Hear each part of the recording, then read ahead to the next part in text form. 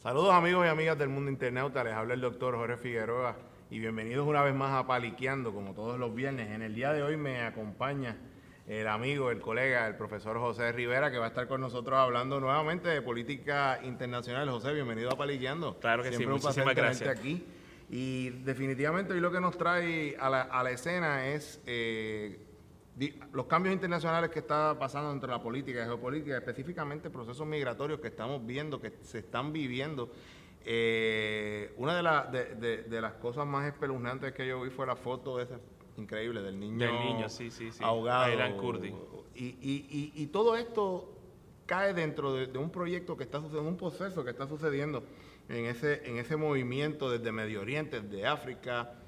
¿Por qué están sucediendo estos movimientos migratorios hacia la Europa? ¿Qué es lo que está sucediendo? Bueno, históricamente siempre han habido movimientos migratorios, los seres humanos se mueven constantemente y ciertamente, ¿verdad? El concepto de fronteras, de bordes, límites, aparte de los naturales, son conceptos construidos realmente, pero el movimiento, el afán de moverse, el comercio, es parte fundamental de la actividad humana.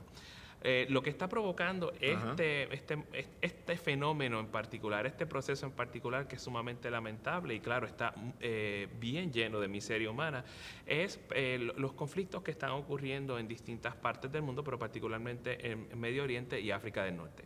Los refugiados o el grueso de los refugiados son principalmente de Afganistán, de Siria, en el caso de Afganistán, Asia Central, de Siria, de Irak, del Líbano y de otros lugares que están tratando en este caso, de huir del desarraigo que supone la guerra civil en Siria, el dominio de Estado Islámico tanto en Siria como en Irak y el colapso del orden político en Libia luego del colapso del régimen de Gaddafi y su muerte, ¿verdad? En condiciones bastante trágicas. El punto es, la guerra civil en Siria, Estado Islámico, todo esto pues ha creado una ola enorme de miseria humana y de desplazamiento tanto interno como externo. Y claro, la presión demográfica que producen estos movimientos pues ya ha saturado los campamentos en las zonas limítrofes con Irak y Siria, es decir, los campamentos en Turquía, en el Líbano, en Jordania, y la gente tratando de buscar algún tipo de vida mejor, de seguridad para ellos y sus familias, han decidido entonces salir de Turquía y desplazarse hacia Europa. Cuando hablamos de Europa, ¿verdad? Como bien tú dices, siempre han habido procesos migratorios, todo eso, pero esta oleada, incluso esta información y media, saturación que hemos tenido de media, de que había un grupo de refugiados dentro de un ferrocarril, esperando... Dentro de ferrocarriles, tratando de penetrar el túnel debajo del Canal de la Mancha que lleva hasta Gran Bretaña. También porque obviamente el drama se hace mucho más intenso cuando el niño se ahoga, pero inmigrantes muertos han habido dentro de los furgones, de los camiones, incluso en los rieles del tren, precisamente atropellados por el tren o aplastados entre vagones. ¿Qué están haciendo estos países, José, como tal? Porque es que están abriendo las puertas, están cerrando las puertas, están teniendo precaución. Un proceso migratorio a esto también puede traer otras consecuencias, ¿verdad? Dentro de la salubridad del mismo país. Claro que sí, claro que sí. La respuesta ha sido muy desnivelada. Okay. A nivel político tenemos una figura como Viktor Orbán, que es el primer ministro de Hungría, que es de derecha nacionalista y que siente que su país está siendo el punto focal de donde están saliendo todo esto, donde están entrando y saliendo estos inmigrantes. Okay. Y eso pues crea molestia dentro de su gobierno y dentro del público. Aparte de que la respuesta de los gobiernos de Europa Central y Oriental ha sido menos que humana. Muchos de ellos claman porque los refugiados sean exclusivamente cristianos. Por lo tanto, si son musulmanes, pues no tienen no tienen derecho a entrar. Entonces, o sea, no es una actitud muy cristiana, que digamos. Y entonces, pues, es la cuestión política, pero es también la cuestión de la logística, ¿verdad? Viene esta ola humana que está tratando de buscar pasaje para Alemania a través de Hungría y Austria. Y entonces, claro, los trenes tienen un límite, una capacidad de pasajeros, pues entonces toda esta gente está allí, está acampando y evidentemente hay unas condiciones de salubridad que hay que atender. En el caso de la estación Keleti en Hungría, pues evidentemente todas estas personas están allí, están viviendo, están comiendo, están haciendo sus necesidades. Y entonces eso crea molestia en el público. Y el Estado húngaro, en vez de responder oportunamente a ese tipo de emergencia, por razones humanitarias, simple y llanamente se limita a restringir el acceso de los refugiados a la estación, a los trenes, pone verja y claro está, los trata de enviar a un tipo de campamento para registrarlo. Y entonces ahí eso es lo que crean las tensiones entre los refugiados y la policía húngara, y esto es lo que produce las imágenes dramáticas de las personas tirándose en los rieles. Una de las cosas más, sí, eso es increíble, y amigos y amigas del mundo internauta, los invitamos a que vean las noticias a nivel internacional y vean eso que está pasando, que es verdad, muchas veces deprimente. Una de las cosas que más me llama la atención es un reportaje que hace CNN, su edición internacional, donde se centra, como bien tú estás hablando, en Hungría, ¿verdad? Claro.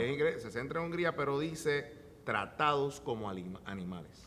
Tratados como animales. Y entonces va directamente a estos refugiados, tratados como animales. ¿Qué es lo que está sucediendo realmente porque lo que se ven son escenas desgarradoras, golpes? ¿Por qué esta media, ¿verdad? CNN, que es tan conservador, se va encima de esta gente, decir que, ok, tratados como animales, se está haciendo algo para el flujo, se está controlando algo, no hay forma de control, esto se salió de proporciones ya? En cuanto a la cuestión de los flujos migratorios, el concepto de control es meramente una ilusión. Algo que yo he estado diciendo en los medios toda esta semana es: no hay verja, muro de contención, no hay frontera fortificada que pueda detener la desesperación que produce la miseria humana, para empezar. Dicho esto, el mero hecho o sea, hay una combinación de factores. El mero hecho de la cantidad de refugiados que están llegando ahora mismo a Europa, o sea, no hay manera de poder controlar eso. O sea, por más organizado que sea el país, por más planificación que haya, si es que podemos tener algún tipo de planificación para esto, es un fenómeno que hace tiempo no ocurría y que tiene pocos precedentes. No hay ningún nivel de preparación que te pueda ayudarte a manejar esta ola humana que viene hacia Europa. Eso, combinado con las tensiones que existen a nivel político en la Unión Europea,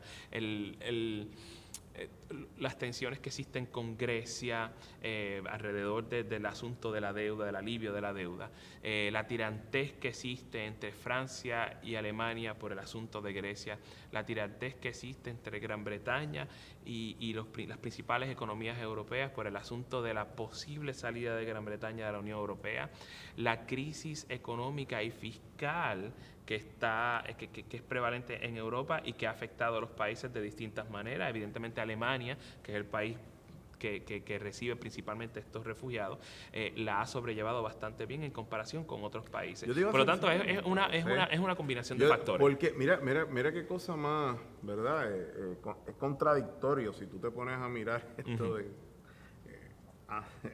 durante siglo XXI, siglo XX, pero el país que está, y así como lo titulan, one of the most welcoming. Claro. European Union countries receiving refugees, es Alemania, o sea, que está, claro, que dándole la bienvenida. Pero ¿por qué es esto? Detrás de esta bienvenida quizás hay qué sé yo, unas razones de desarrollo, no político, pero económico, porque estamos viendo que, como bien tú dices, las migraciones vienen de Afganistán, Siria, Irak y también de Eritrea, ¿verdad? Que está viendo que mucha gente está migrando de Eritrea. Claro. Bien, ciertamente. Primero que todo, ¿verdad? Hay que hacer la mención de que el gesto del gobierno alemán y de principalmente la canciller federal, la Bundeskanzler, Angela Merkel, es loable. Y ciertamente el hecho de que Alemania ha decidido aceptar, recibir con beneplácito el grueso de estos refugiados, pues claro que sí, se le aplaude. Sin embargo, las razones no son enteramente políticas y humanitarias. O sea, hay altruismo, pero no hay poco altruismo, lo que quiero decir. Alemania está en la punta de lanza de un proceso que Europa está viviendo de manera general, que es la geriatrización de sus sociedades y sus poblaciones. Es decir, los europeos están envejeciendo. Y a medida que van envejeciendo, estas personas se van acogiendo al retiro. Y, como todos sabemos, los sistemas de beneficencia social, ¿verdad? El Estado benefactor europeo es bastante generoso. Por lo tanto, la presión demográfica que supone que un montón de personas, un montón de europeos están en edad de retiro, esto crea una presión enorme sobre el Estado benefactor. Por lo tanto, y en el caso de Alemania, que además de ello, de lo que acabo de escribir, también tiene, o sea, es una máquina económica imparable, una máquina exportadora enorme, y claro está, aparte de los servicios, tiene una manufactura enorme, pues precisa de obreros diestros y no diestros para entrar en su manufactura. Y claro está, necesitan una fuerza laboral que reemplace a estas personas que se van retirando. Y claro está, estas personas, y esto obviamente es contingente, ¿verdad? Depende de cuán capaces sean los alemanes de integrar a estas personas, o por lo menos los que se quieran quedar, no solamente la fuerza laboral, sino también en la vida social y cultural alemana. Y a medida que se vayan quedando, pues estas personas no solamente van a estar envolviéndose en actividad productiva, sino que evidentemente como obreros, diestros y no diestros, van a estar también tributando. Por lo tanto, ¿verdad? Alemania en este momento está hambriento de una fuerza laboral nueva, precisamente para reemplazar a aquella que se está retirando. Vamos a ir a una breve pausa y seguimos conversando aquí de política internacional, poniendo a la gente al día aquí en Paliqueando, junto con el profesor José Rivera. Volvemos en un momento.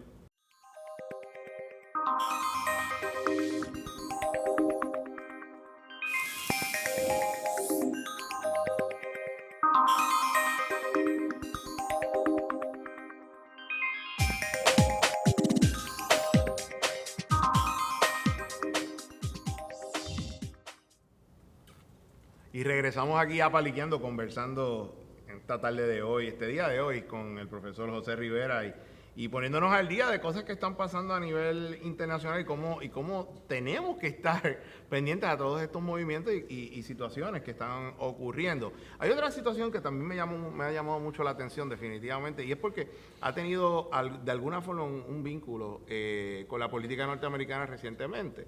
Y tiene que ver con tres países que siempre están. Uno, Estados Unidos, el otro es Israel y el otro es Irán. ¿Qué es lo que está sucediendo con ese pacto que logró este grupo de naciones junto con Irán?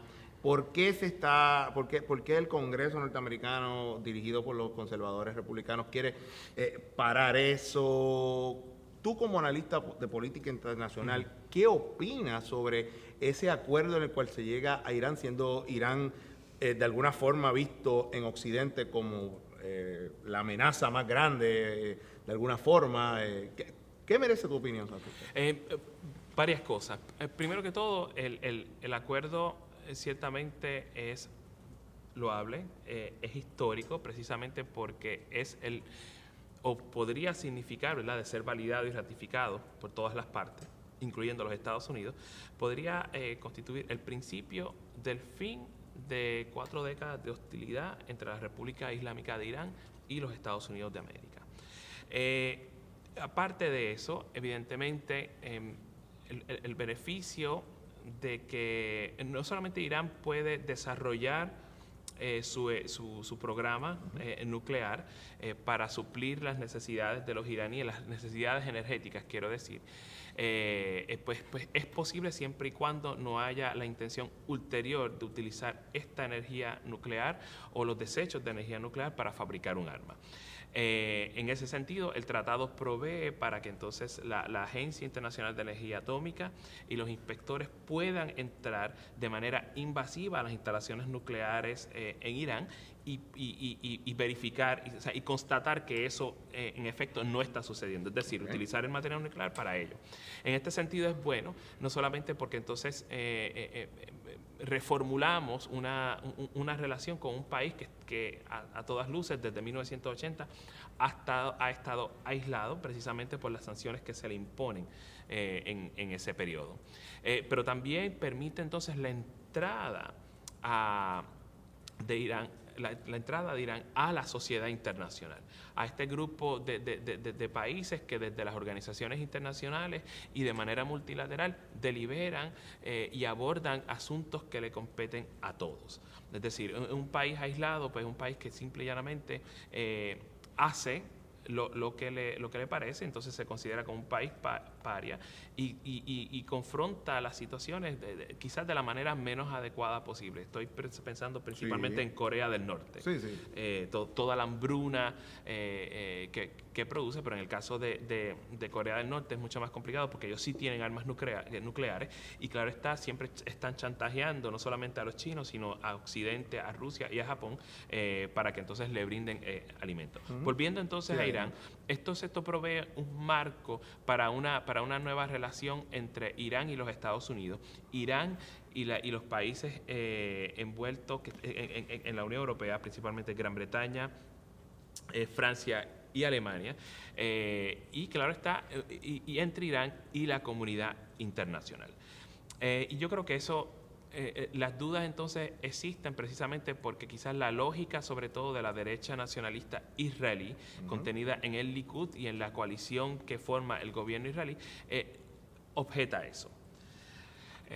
Lo objeta por distintas razones. Y entonces aquí es donde Irán, pues hay que asignarle una mesura de responsabilidad. Irán desde 1980 o desde la revolución en 1979 ha sido artífice de movimientos contestatarios en todo el Medio Oriente, principalmente Hezbollah, que tiene un ala militante muy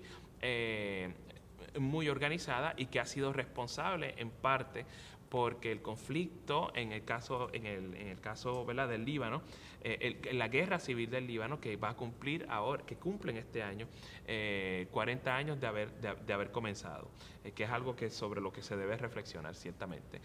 Y claro está, también en algún momento u otro, los Estados Unidos alegó que ellos también financiaron redes terroristas. Y en ese sentido, las objeciones de Israel tienen peso y claro está, en el lugar donde tienen más peso son en los Estados Unidos, en donde no solamente los políticos, sobre todo los congresistas, mayormente republicanos, pero también algunos demócratas, toman en cuenta esto, entonces presentan sus objeciones y permiten lo que yo entiendo que fue una brecha de protocolo enorme y un acto de deslealtad hacia la nación, y es permitir que a través del discurso que Benjamin Netanyahu dio en el Congreso de los Estados Unidos. Sí, que le permitieron que fuera esta persona, o sea, me parece extraño, yo lo había expresado anteriormente, cómo es posible que un líder extranjero dicte los términos de la política exterior de los Estados Unidos, por errática que sea, pero el hecho de que Israel dicte la política exterior de los Estados Unidos no me parece bien. Pero me parece aún peor el hecho de que los congresistas, sobre todo los republicanos, estén receptivos a eso. Me parece que es un acto de lealtad muy vil de parte de ellos y de deslealtad a la nación. Ese es el punto. Entonces, y esos son los elementos alrededor de cuáles Israel objeta. Entonces, este sector, ¿verdad? de la élite política estadounidense objeta. Pero claro, la administración de Barack Obama y sus aliados demócratas en el Congreso pues han logrado formular entonces una estrategia que permite entonces que no se bloquee el tratado, que no se implemente filibusterismo en el debate congresional y que entonces simple y sencillamente lo dejen expirar para que entre en vigor automáticamente. ¿Se verán cambios positivos, tú entiendes, en esta, bueno, ya está finalizando el término de Barack Obama, pero ya empezamos, vamos para las próximas elecciones? Claro. Entre las relaciones Irán-Estados Unidos. Sí. ¿Tú entiendes que sí? Ese es mi argumento. Yo estoy escribiendo precisamente un artículo sobre esto. En donde, o sea, porque a mí lo que me llama la atención, pues tú tienes en Irán, tienes al presidente, que es moderado, ¿verdad? Lo tienes ahora mismo, que se ha expresado muy bien, una persona que al hablar el tono, definitivamente un gran político y el hablar una persona educada. Sin embargo, tienes al líder supremo. Entonces, y a los clérigos. Entonces esos corren el show de una manera diferente. Entonces tú dices, espérate, este me dice, estamos bregando, y el otro me dice, no, que Estados Unidos es el gran Satanás. Y entonces, pues la confusión es donde está ahí. Entonces, yo, por ejemplo, desde el lado de acá, digo, espérate, o qué es lo que va a pasar, ¿verdad? Porque... Sí, mi argumento principal es el siguiente. Esto tiene el potencial de mejorar considerablemente las relaciones entre Irán y los Estados Unidos. Pero también tiene varios elementos. Primero que todo, es descartar una política exterior que ha sido inefectiva por alrededor de 40 años.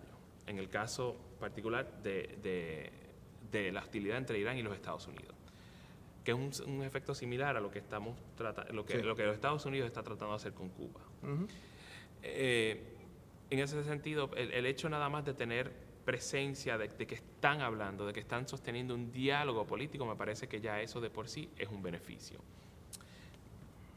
A través de ese diálogo, evidentemente, irán moderando los epítetos, los discursos. Por lo menos mi estimado es que si este tratado se ratifica y empieza a entrar en vigor, la dinámica política interna de Irán va a cambiar sustancialmente. ¿Por qué? Como tú dices precisamente, obviamente está el sector moderado que está en el poder ahora, pero evidentemente está el ayatollah y claro está, existen los clérigos musulmanes y un sector muy conservador, que muchos de ellos fueron los estudiantes que en 1979 se movilizaron y que tomaron la embajada estadounidense, que preferirían precisamente que las relaciones se mantengan antagónicas, incluso hostiles entre los Estados Unidos e Irán, ¿no? Hay personas que no pueden manejar la paz y que simple y llanamente siempre tienen que estar constantemente en una actitud belicosa. Así que específicamente. Específicamente yo creo que esto va a afectar la dinámica interna. Si este tratado se aprueba, yo creo que eso va a terminar validando el argumento y el activismo de los moderados dentro de Irán, e Irán ocupando un mayor espacio político, y permitirá entonces no solamente la apertura para que ellos se desenvuelvan,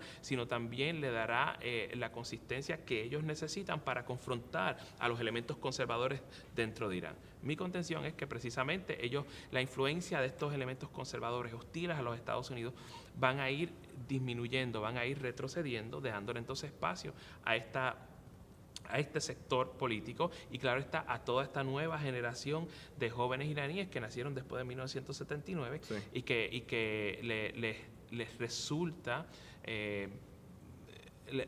molesto, contrariante el hecho de que su país no esté abierto al mundo precisamente por esto. Otro dato para no salirnos de la región, y ya que ¿verdad? Tenemos que, para seguir en esa región. Otra noticia que tiene y cae dentro de la palestra pública y que es de importancia dentro de la política internacional, y que definitivamente me interesa saber tu planteamiento como perito sobre el tema, es que Rusia confirma por fin que ya está dentro de Siria, dentro de su guerra civil. 2, los Estados Unidos empiezan a ver esto como ya, espérate, hay una intromisión. 3, los rusos dicen, vamos a trabajar contra ISIS, pero desde Siria, como de tal. Siria, sí. Ok, eso es ya o sea, como que volver, es una intervención, acaban...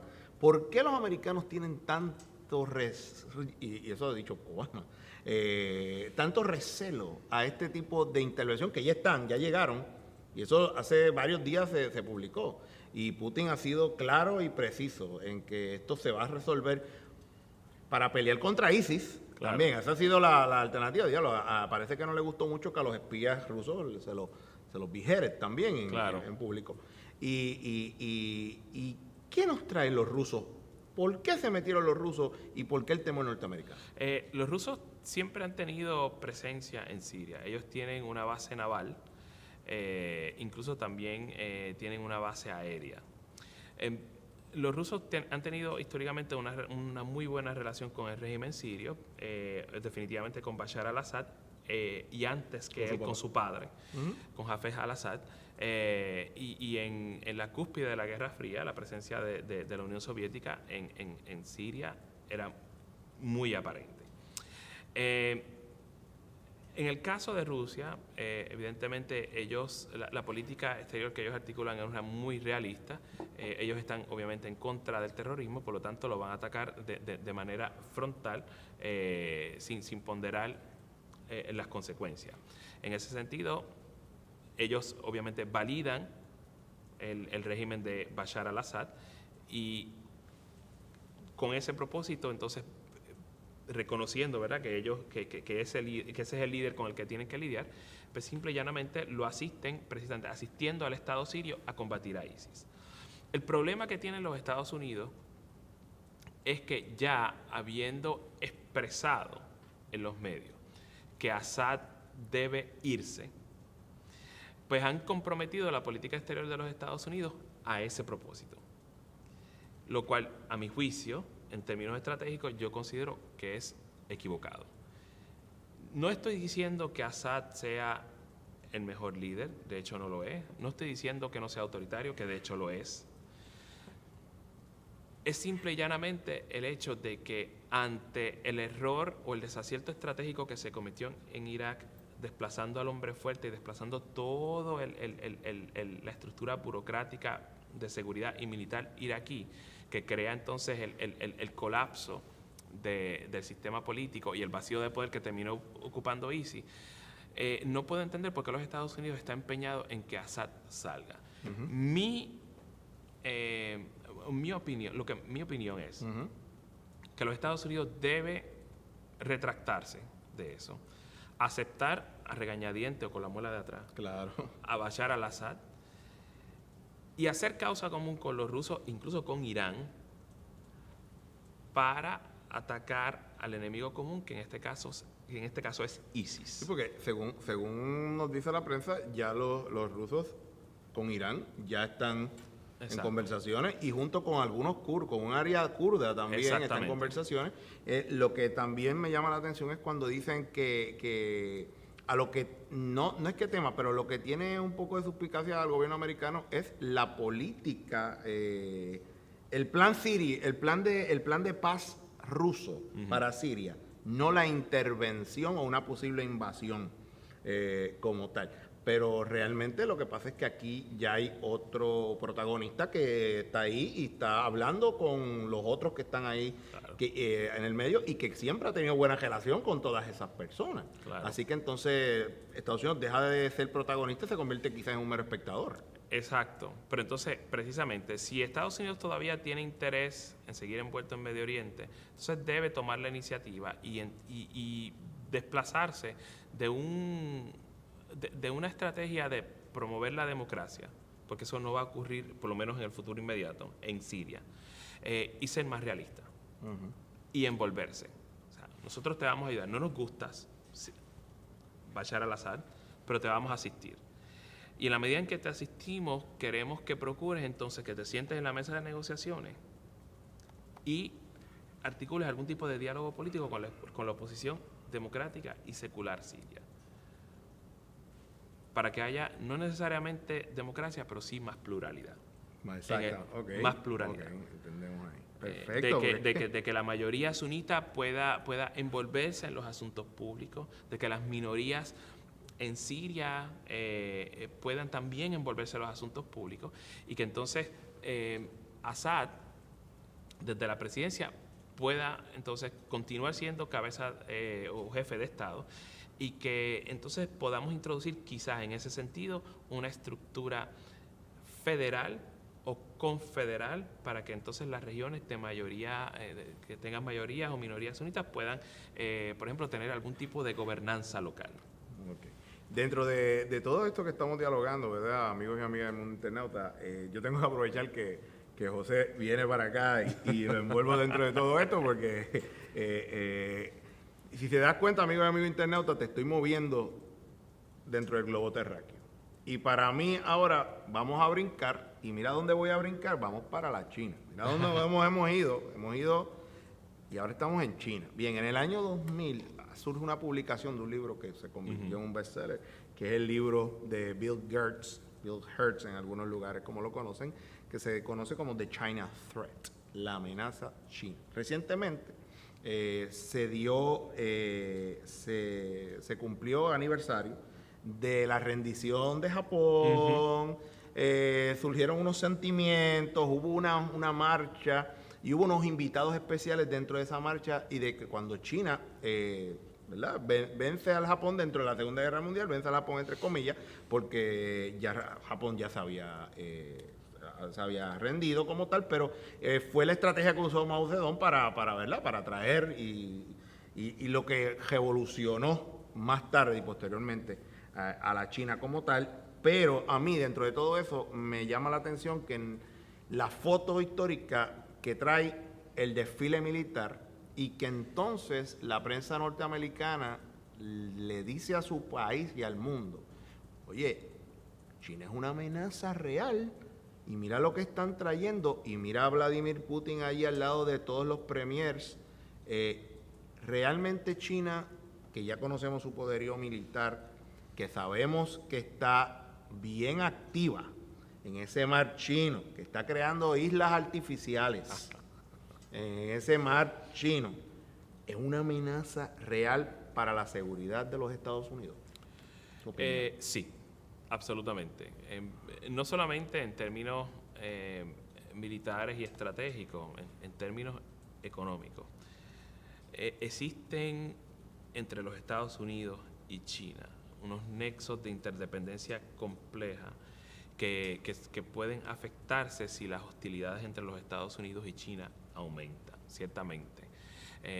Entonces, son adversarios, pero también son socios comerciales. Por lo tanto, un deterioro en una podría entonces significar un deterioro en la otra. No necesariamente en la cuestión más del intercambio comercial cotidiano, pero tal vez en la especulación financiera, sobre todo. Si hay hostilidades, pues evidentemente los mercados reaccionan malamente a ello. Así que en ese sentido, sí. Pero claro, estamos observando una China mucho más asertiva, mucho más preocupada con la continua presencia de los Estados Unidos en la región, ciertamente. Presencia en la península coreana, en Japón, en Filipinas, de donde están saliendo poco a poco. Y evidentemente China tiene que dejar saber, ¿verdad? Constatar que ellos están presentes ahí, que ellos no se van a ir. Por eso la construcción de islas artificiales, por eso la incursión en los territorios marítimos de las distintas naciones. Así que en ese sentido, sí, la respuesta es sí. Es una amenaza, es una preocupación estratégica.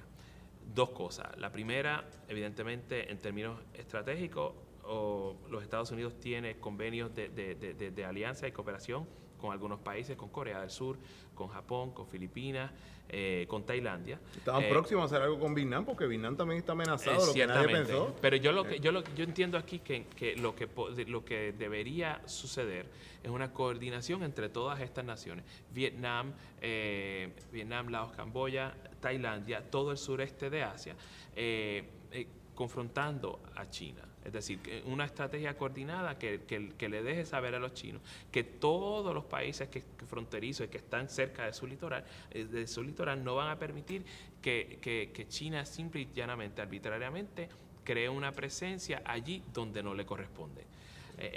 Y claro, tenemos que recordar, ¿verdad?, que Vietnam, a pesar de que es un país socialista, siempre ha tenido una hostilidad histórica hacia China y los chinos. Por lo tanto, una coordinación quizá, evidentemente con los Estados Unidos como un protagonista menor, podría ser en ese sentido mucho más efectiva. Pero claro, tiene que darse ese nexo y esa voluntad política de cooperar, de coordinar, sobre todo en términos navales, para que entonces se pueda mantener a raya a los chinos. Y a nivel económico, evidentemente, el intercambio y la cooperación comercial es de importancia crítica y sobre todo proveer las herramientas para que ese intercambio se dé y para que entonces también los mercados chinos no colapsen, porque si colapsan precisamente entonces crea un efecto en cadena que podría afectar el resto del mundo. ¿Qué merece tu opinión sobre ese desfile militar chino y ese show of force?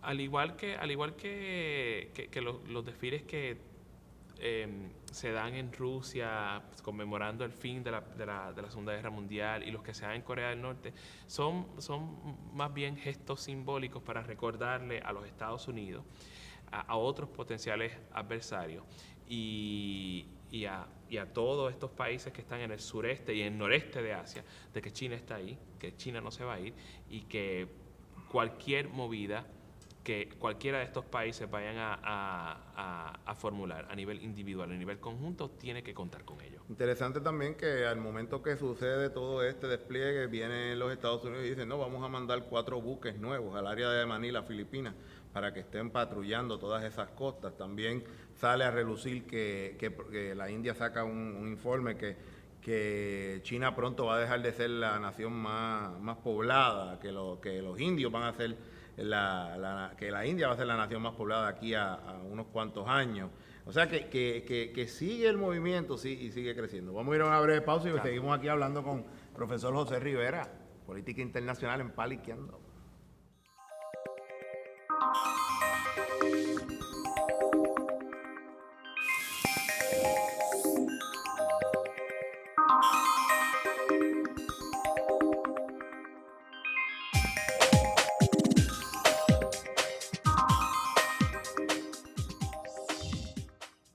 Bueno, y seguimos aquí, volvemos a Paliqueando, hablando aquí con el profesor José Rivera de Política Internacional, poniéndonos al día sobre lo que está sucediendo en todas partes del mundo realmente con los movimientos políticos. Y vamos a hablar sobre un muchacho que está de moda. Ese muchacho que está de moda está causando conmoción. No estoy hablando de ningún artista, aunque es un rockstar, como diría mi amigo Manolito Almeida. Y estoy hablando del Papa Francisco. Ese es el hombre del momento, es en este momento el Papa Francisco, porque donde quiera que va, hace algo políticamente correcto. Ciertamente, ciertamente. Papa Francisco es un fenómeno sumamente interesante como persona, ¿verdad? Jorge Mario Bergoglio, y en la posición en la que está, que es el Papa, que no es solamente el líder espiritual de la Iglesia Católica, Apostólica y Romana, sino que también es un jefe de Estado.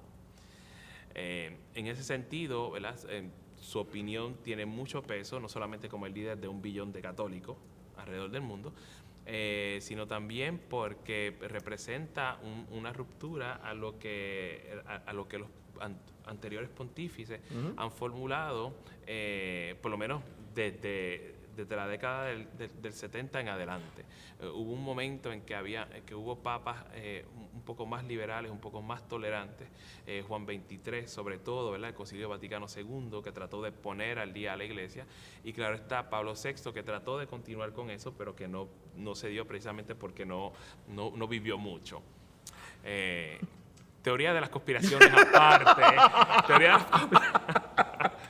yo trato de que mis estudiantes no se recuesten en eso, porque no es académico, aunque puede ser entretenido, ciertamente. Evidentemente el backlash que crea este Concilio Vaticano II se da en la forma precisamente de Juan Pablo II, que fue un papado enorme y que se distingue precisamente por su conservadurismo y su anticomunismo. Evidentemente, entonces, en ese sentido, la presencia del Papa Francisco, ¿verdad? Pues no podemos hablar de Benedicto XVI, su papado fue bien transicional, fue en este sentido quizás... Fue como un interinato. Sí, un interinato, Sí. blando políticamente y no muy significativo. Pues representa precisamente este afán, por lo menos de un sector dentro de la élite de la Iglesia Católica que quiere entonces ponerse al día. Y ponerse al día no solamente con las tendencias modernas o contemporáneas, sino también con sus feligreses, porque muchas veces la rigidez y el dogmatismo de la Iglesia Católica ha significado que aún aquellos que le son devotos terminan no haciéndole caso, sobre todo con la cuestión de los anticonceptivos, sobre todo con la cuestión de la terminación del embarazo, entre otras cosas, ¿no? Hay católicos que usan anticonceptivos, que hay mujeres católicas que terminan su embarazo y evidentemente muchos católicos terminan casándose por lo civil con otras personas precisamente por la rigidez que supone, ¿verdad? El contraer matrimonio dentro de la Iglesia Pero a mí Católica. lo que me llama la atención es que los cambios en política que ha hecho, no solamente lo que busca, siendo el líder político que es y el líder de la Iglesia Católica, Apostólica Romana, pero está rompiendo con unos paradigmas, unos estereotipos y está como que reclutando, está en proceso de reclutamiento, está, como yo diría, reconstruyendo reconstruyendo su ejército, vamos a ponerlo de esa manera, el único ejército sin ningún arma, ¿verdad? Solamente con otro tipo de armas, ¿verdad? Pero mira qué interesante, porque el momento que salga este programa, él va a estar de visita en Estados Unidos, pero antes de eso va a estar de visita en Cuba. Mira qué cosa más interesante, y ya el gobierno cubano dijo de antemano que iba a soltar 2,000 y pico de prisioneros. Claro que sí. Mira qué cosa interesante. Y yo creo que eso es sumamente positivo.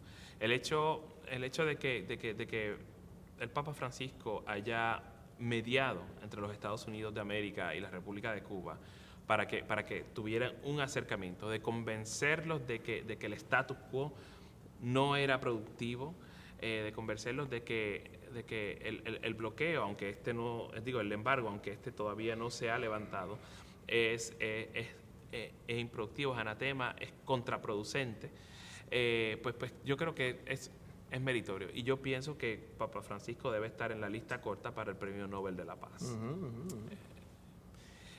Pero también el hecho de su visita a Cuba es una validación a eso. Es decir, a medida que se están formulando cambios pequeños, lentos, paulatinamente en Cuba, el hecho de que Francisco haya precisamente sido la persona, el artífice de que Cuba entonces ya empiece a tener una relación normal con su vecino en el norte, es muy meritorio. Yo creo que la visita es una validación a eso. Y el gesto de parte del régimen cubano de liberar a estos prisioneros, me parece que es un paso en la dirección correcta. Lo que acaba de hacer Francisco también, José, con relación a, y viendo de política, ¿verdad?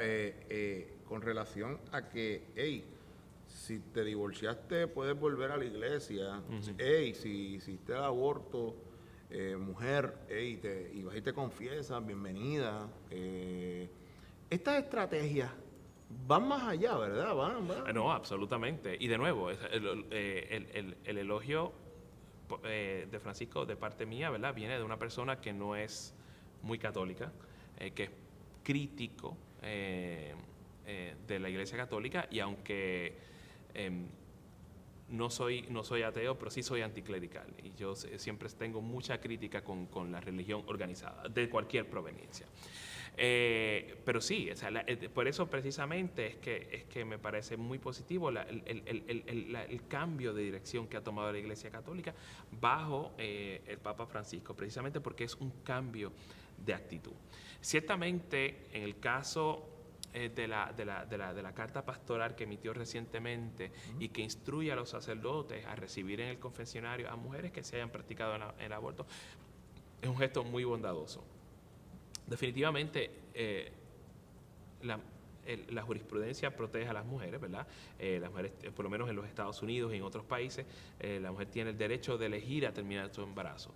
Pero el hecho de que la actitud de la Iglesia Católica hacia estas haya cambiado sustancialmente, sobre todo aquellas que, habiéndose practicado el aborto, hayan decidido, sientan algún peso, alguna culpa, y que puedan ir al confesional y desde el confesional pues recibir la absolución, pues entonces de nuevo es una actitud correcta para aquellos que sean creyentes, ciertamente, y para aquellos cuya fe católica pues es fundamental en sus vidas. De nuevo, dicho, ¿verdad?, desde una persona muy crítica. En ese sentido también, la imagen de Francisco ha mejorado enormemente, sobre todo ante los ojos de personas que vemos con sospecha la religión organizada, pero sobre todo que vemos con sospecha nuevamente la rigidez y el dogmatismo de la Iglesia Católica. Una de las imágenes más vivas que yo tengo, ¿verdad? Yo tengo 43 años y cuando joven, pues obviamente vi cuando consagraron a Juan Pablo II como Papa. Una de las imágenes más vivas que yo tengo es precisamente la visita que hace Juan Pablo II a mediados de los 80 a Nicaragua. Y la imagen, obviamente no lo podemos oír, pero ante las cámaras del mundo, la humillación que Juan Pablo II hace a Ernesto Cardenal. Oh, sí, cuando básicamente le quítese la coca y le da la bofetada. Sí. Eso ha sido, para mí esa es la imagen más viva. Yo entiendo la procedencia de Juan Pablo II, Polonia, la rigidez comunista, ¿verdad? Porque por lo menos este socialismo real experimentado en Europa Central y Oriental, tan centralista, tan antidemocrático, pues evidentemente también hizo mucho daño y también parte de dogmas y de rigidez.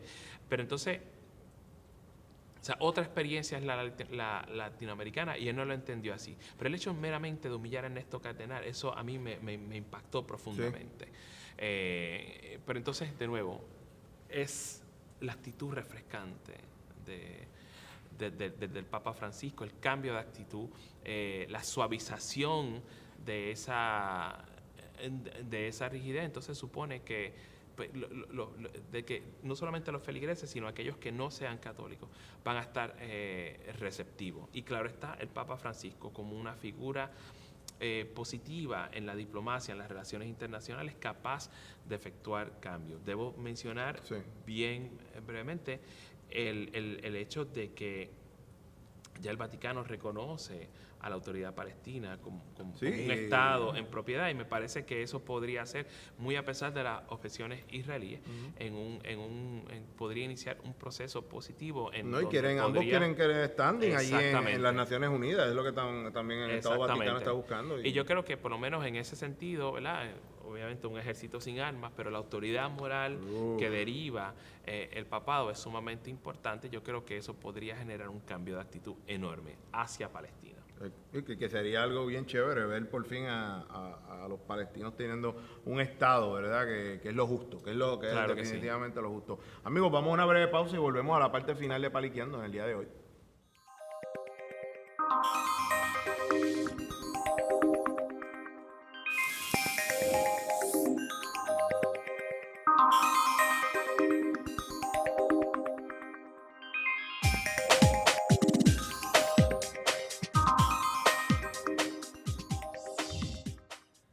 Y volvemos aquí a Pariqueando, amigos y amigas del mundo internauta. Ya en la parte final aquí compartiendo con José Rivera, nuestro especialista, nuestro analista de política internacional, que siempre viene a ayudarnos y educarnos para todos ustedes, amigos y amigas del mundo internauta, desde un punto de vista más refrescante y también educativo, para que no solamente nos dejemos llevar por los medios sensacionalistas que promueven, sino también la parte educativa de una manera más formal. Estábamos hablando del Papa Francisco. ¿Cómo tú ves, y ya saliendo del Papa, cómo tú ves entonces ya la suavización, dado el caso, de los cubanos con los norteamericanos, Kerry izando la bandera de Estados Unidos, los cubanos haciendo lo mismo en sus diferentes embajadas, la propuesta económica, nuevos aliados económicos dentro de todo esto. Y esa nueva, yo diría, nueva relación, ¿cómo afecta? Porque es bien fácil, aquí la gente, pero ¿cómo afecta esa nueva relación de los Estados Unidos y Cuba al resto de Latinoamérica? Bueno, primero que todo, la hostilidad entre Cuba y los Estados Unidos, hasta reciente, siempre ha sido un tema espinoso entre las naciones latinoamericanas y los Estados Unidos. Por lo tanto, es el final de una conversación incómoda y tensa y el comienzo de una nueva. Es decir, ya que este punto ha pasado, ya ha terminado, ya que hemos pasado esta página, podemos entonces movernos hacia otra cosa, hacia otra conversación. Y en ese sentido yo creo que por lo menos con el resto de Latinoamérica, excepto quizás Venezuela, pues la mirada se va a enfocar en otras cosas, es decir, hacia converger tratados comerciales, hacia cómo estrechar mejor la relación comercial, sobre todo, entre Latinoamérica y los Estados Unidos, en que claro está de la mano de Cuba. Y en ese sentido yo lo veo sumamente positivo. ¿Cómo va a afectar? Eso lo veremos en el futuro. Pero creo que en ese sentido, pues ya el tema no será espinoso, porque no va a ser. No.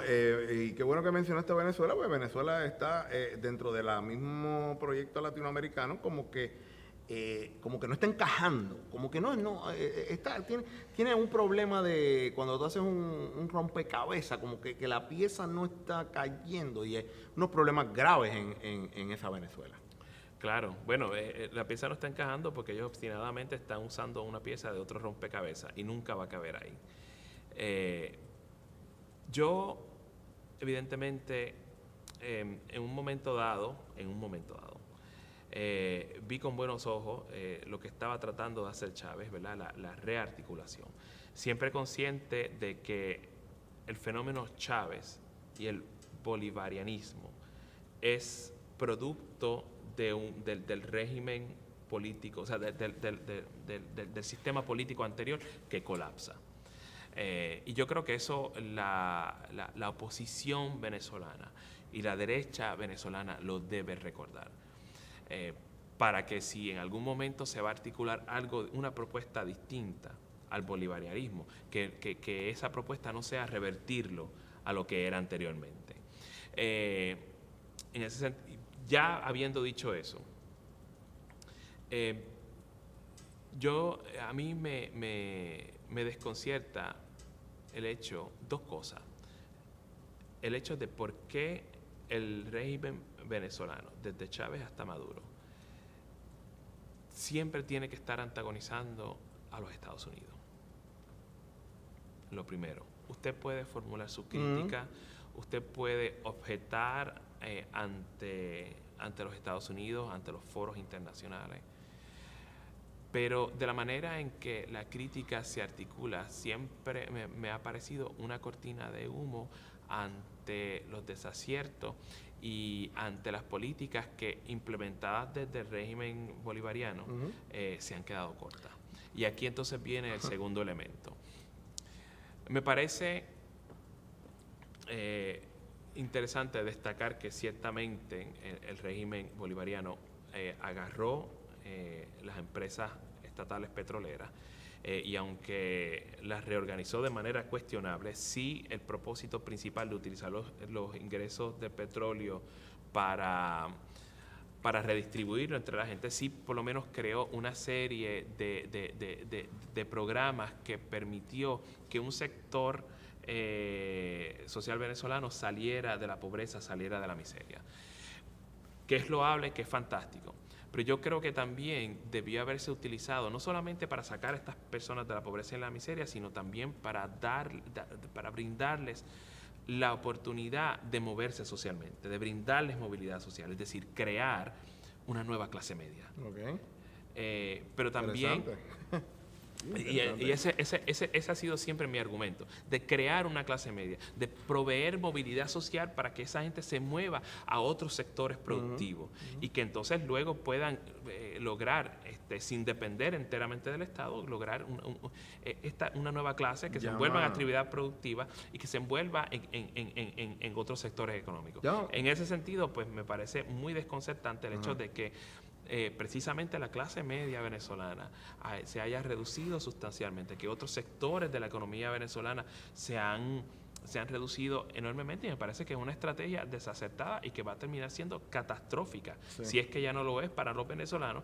precisamente porque me parece que en ese sentido están adoptando una política muy parecida a lo que hacía Cuba durante la Guerra Fría, que era depender exclusivamente del monocultivo. Si uno no diversifica económicamente, nos encontramos con esto. Y sobre todo con un commodity tan volátil que es el petróleo, precisamente porque el mercado fluctúa enormemente. Increíblemente, mira cómo la política cambia de la noche a la mañana. Yo creo que lo menos que pensó Chávez dentro de su revolución bolivariana era que iba a haber una apertura de alguna forma entre Estados Unidos y Cuba, como las cosas cambian. Y así, en la política tenemos que irnos hoy de paliqueando, que podemos seguir hablando y hablando y hablando, porque hay mucha tela para cortar. José, gracias por haber estado con nosotros en el día de hoy aquí. Claro que sí, el placer es mío.